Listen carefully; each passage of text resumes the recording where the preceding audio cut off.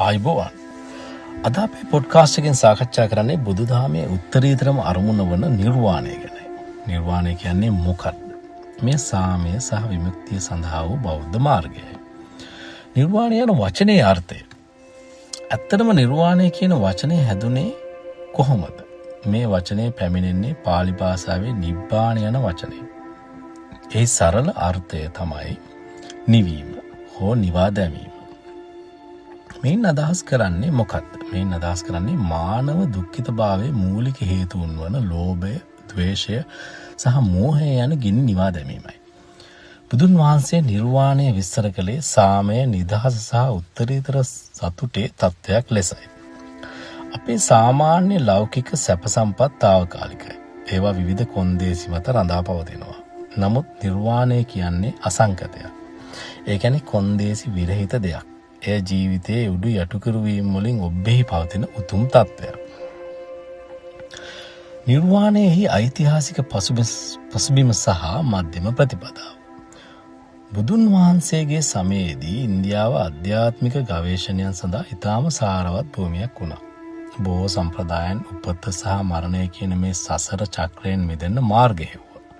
නමුත් ඒ බොහෝ ක්‍රම අන්තගාමී වුණා. විශේෂයෙන්ම ශරීරයට දැඩි දුක් දෙන අත්තකිලමතාන යෝගයේ වැනි පිළිවෙත් ඒ අතර තිබුණා. බුදුන් වහන්සේ මේ අන්තයන් ප්‍රතික්ෂේප කළා. උන්වහන්සේ හඳුන්වා දුන්නේ මධ්‍යම ප්‍රතිපදා හෙවත් සමබර මාර්ගයයි. බුදුන් වහන්සේට නිර්වාණය කියන්නේ හුදු වියුක්ත සංකල්පයක් නොවේ. එය උන්වහන්සේ බෝධි මූලයේදී සාක්ෂාත් කරගත් ඍජු අත්දැකීමක්. බුදුන් වහන්සේ මේ ගැන දේශනා කළේ මෙහෙමයි. මහණෙනි, නූපන් හට නොගත් නිර්මාණය නොවූ සකස් නොවූ යමක් ඇත්තේය. එවැනි දෙයක් නොවන්නට උපන් හටගත් නිර්මාණය වූ සකස් වූ දෙයින් මිදීමක් විය නොහැක. මේ ප්‍රකාශයෙන් පැහැදිලි වෙන්නේ නිර්වාණය කියන්නේ සාමාන්‍ය පැවැත්මෙන් ඔබට ගිය දුක කෙලවර වන විමුක්තියේ ශ්‍රේෂ්ඨයක් බවයි. දැන් අපි බලමු අනිකුත් සම්ප්‍රදායන් සහ නිර්වාණය අතර වෙනස. නිර්වාණය අනිකුත් ආධ්‍යාත්මික මාවත් වලින් වෙනස් වන්නේ කොහොමද? සමහර ආගම්වල අරමුණ දෙවියෙකු සමග එක්වීම හෝ මරණින් පසු ස්වර්ගයට යාමයි. නමුත් බුදුදහම අවධානය යොමු කරන්නේ තෘෂ්ණාව නැති කරලා අභ්‍යන්තර නිදහස ලබා ගැනීම ගැනයි. නිර්වාණය කියන්නේ වෙනත් ලෝකයකට පලා යාම නොවේ. අපි මේ ලෝකය අත්දකින ආකාරය පරිවර්තනය කිරීමයි. බුදුන් වහන්සේගේ ප්‍රවේශය ඉතාමත් ප්‍රායෝගිකයි. පාරභෞතික දේවල් ගැන විවාද කරනවා වෙනුවට උන්වහන්සේ ඇහුවේ දුකට හේතුව මොකක්ද? අපට ඒක කෙලවර කරන්න පුළුවන් කොහොමද කියන එකයි. ඒ සඳහා උන්වහන්සේ ඉදිරිපත් කළ ඉතා පැහැදිලි මාර්ගයක්. චතුරාර්ය සත්‍යය.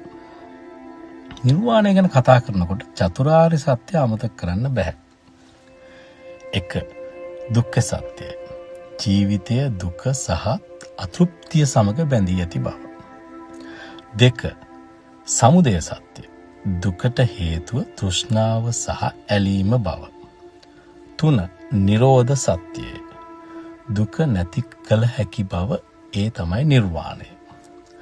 4. මාර්ග සත්‍යය. දුක නැති කිරීමේ මඟ වන ආර්ය අෂ්ටාංගික මාර්ගය. මේ තුන්වන සත්‍ය වන නිරෝධය තමයි නිර්වාණයෙන් නියෝජනය වෙන්නේ. දුකට ඉන්ධන දෙන තෘෂ්ණාව නිවී ගියාම ලැබෙන නිදහස තමයි ඒ. දැන් අපි බලමු ආර්ය අෂ්ටාංගික මාර්ගය. බොහෝ දෙනෙක් හිතනවා නිර්වාණය කියන්නේ গুপ্ত දෙයක් කියලා. නමුත් ඒක ආර්ය අෂ්ටාංගික මාර්ගය හරහා ඕනෑම කෙනෙකුට ළඟා විය හැකි ප්‍රායෝගික මාවතක්. එහි පියවර 8ක් තියෙනවා. 1. සම්මා දිට්ඨිය. යථාර්ථය සහ චතුරාර්ය සත්‍ය නිවැරදිව තේරුම් ගැනීම. 2. සම්මා සංකප්ප. යහපත් චේතනා සහ අවිහිංසාව වර්ධනය කිරීම. 3. සම්මා වාචා. නිවැරදි වචන භාවිතය. 4. සම්මා කම්මන්ත. සදාචාරාත්මක ක්‍රියා. 5. සම්මා ආජීව. යහපත් ජීවනෝපාය. 6. සම්මා වායාම. කුසල් වැඩිවීමට ගන්නා උත්සාහය. 7. සම්මා සති. වර්තමාන මොහොත ගැන සිහියෙන් සිටීම. 8. සම්මා සමාධි. මනසේ ඒකාග්‍රතාවය. බුදුන් වහන්සේ මේ පියවර විස්තර කළේ ක්‍රමික ක්‍රියාවලියක් විදිහටයි. හරියට ශිල්පියෙක් කාලයක් එක්ක තමන්ගේ දක්ෂතා ඔපුවත් කරනවා වගේ අපිත් ක්‍රමයෙන් තෘෂ්ණාව සහ අවිද්‍යාව අත්හැරිය යුතුයි. උන්වහන්සේ නිර්වාණය විස්තර කරන්න සරල උපමා භාවිතා කළා. ගඟකින් එතර වීම වැනි රූපක මගින් හදවතේ සම්පූර්ණ පරිවර්තනයක් ගැන උන්වහන්සේ ඉගැන්වුවා. නිර්වාණය විස්තර කිරීමට ඇති අපහසුව සහ උපමා. නිර්වාණය කියන්නේ වචන වලට සීමා කරන්න පුළුවන් දෙයක් නෙවෙයි. ඒ නිසා බුදුන් වහන්සේ උපමා කිහිපයක් භාවිතා කරා. නිවී ගිය ගිනි දැල්ල. ඉන්ධන නැති වූ විට දැල්ලක් නිවෙන්නාක් මෙන් තෘෂ්ණාව නැති වූ විට දුක නැවී යනවා. අසංකතය. මෙය කිසිවක් මත රඳා පවතින්නේ නැහැ.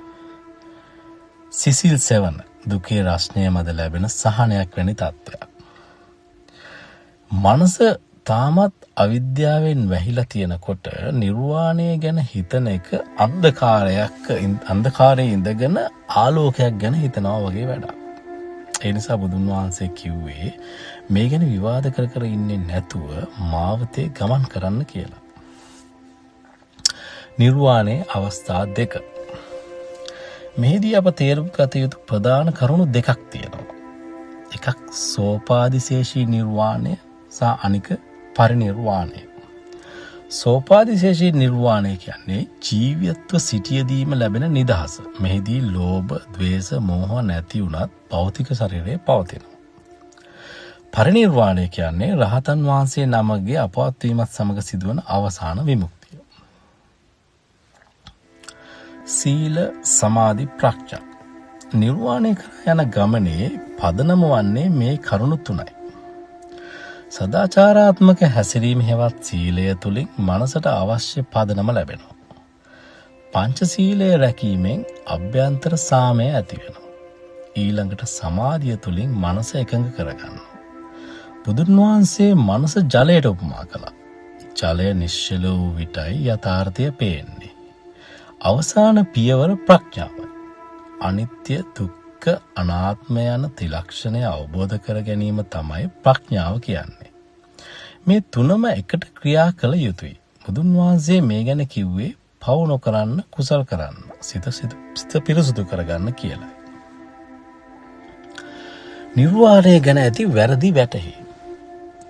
බොහෝ දෙනෙක් නිර්වාණය ගැන වැරදිට තේරුම් ගන්නවා. විනාශයක්ද?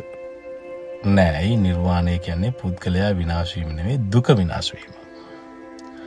ස්ථානයක්ද? නෑ. නිර්වාණය කියන්නේ යම්කිසි දිව්‍ය ලෝකයක් වගේ තැනක් නෙවෙයි. එය අවබෝධ කළගත යුතු තත්වයක්. සදාකාලික සැපයක්ද? මෙය ලෞකික ඉන්ද්‍රිය සැපයක් නෙවෙයි. එය තෘෂ්ණාවෙන් නිදහස් වීම නිසා ලැබෙන සාමයක්. පරිවර්තනීය ස්වභාවය. අඟුලිමාලගේ කතාව. නිර්වාණය කියන්නේ කෙනෙකුගේ මුළු ජීවිතයම වෙනස් කරන දෙයක්. අඟුලිමාල වැනි මංකොල්ලකරුවෙක් රහතුන් වහන්සේ නමක් බවට පත් වුණේ ඒ නිසයි. නිර්වාණය සාක්ෂාත් කරගත් කෙනෙක් ලෝකයේ දෙස බලන්නේ උපේක්ෂාවෙන් සහ අපරිමිත කරුණාවෙන්. ඔවුන් බියෙන් නිදහස්. ඔවුන්ගේ සාමය සැලවිය නොහැකි. එදිනදා ජීවිතයට නිර්වාණයේ පණිවිඩය. අද කාලේ අපට නිර්වාණය අදාළ වන්නේ කොහොමද? අපි හැමෝටම ගිහි ගෙවල් අත්හැරලා යන්න බැරි වෙන්න පුළුවන්. නමුත් අපිට තෘෂ්ණාව පාලනය කරන්න පුළුවන් රැකියාවක් කරනකොට සීකල්පනාවෙන් කිරීම, දන් දීම, මෛත්‍රිය පැතිරීම වැනි දේවල් කරන්න පුළුවන්. බුදුන් වහන්සේ කිව්වේ දිය බිඳෙන් බිඳ කලය පිරෙන්නාක් මෙන් අපි ටිකෙන් ටික යහපත් විය යුතුයි කියලා. අවසාන වශයෙන් නිර්වාණය කියන්නේ මීට අවුරුදු 2500කට කලින් වගේම අදටත් වළංගු පණිවිඩයක්. අද තියෙන කලබලකාරී ලෝකයේ මනස සංසුන් කරගන්න මේ ඉගැන්වීම් හරිම වැදගත්. බුදුන් වහන්සේ කිව්වේ ඔබ විසින්ම උත්සාහ කළ යුතුයි කියලයි. ඔබ අද තබන කුඩා හෝ පියවර සීකල්පනාවෙන් කරන ක්‍රියාවක් ඔබ ඒ සාමය කරා සමීප කරනවා. නිර්වාණය කියන්නේ ගමනාන්තයක් විතරක් නෙවෙයි. ඒ ජීවත් විය යුතු ආකාරය. නිර්වාණය කරා යන මාවත ආරම්භ වන්නේ ඔබ සිටින තැනින්මයි. මේ දැන් මෙතැන් පටන්. ස්තුතියි.